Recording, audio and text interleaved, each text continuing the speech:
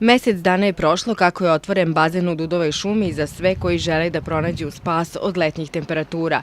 Građani su zadovoljni uslugom i sadržajem koji im pruža bazen u Dudovoj šumi. Sa prvim sunčanim zracima dolaze i prvi kupači. Svake godine redovno dolazimo. Idemo na more, posle mora naravno Dudova šuma. I lepo nam je, i uređeno je, i sređeno, i nikad nismo imali nekih zamerki velikih.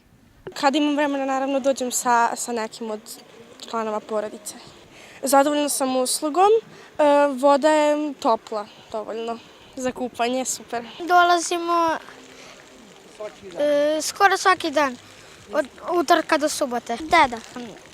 Nekad idemo i s mamom i tatom. Idemo u školu primanja. Sa dedom.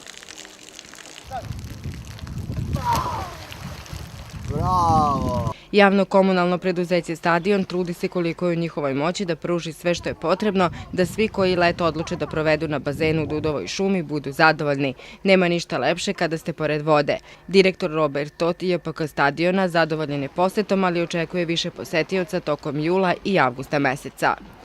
Zadovoljan sam s tog aspekta da je i kad je dobro vreme, da je i velika posećenost.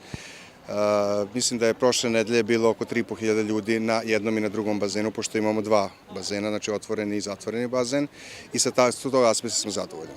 I ove godine nisu se menjale cene ulaznica kako za najmlađih, tako i naših najstarijih sugrađana.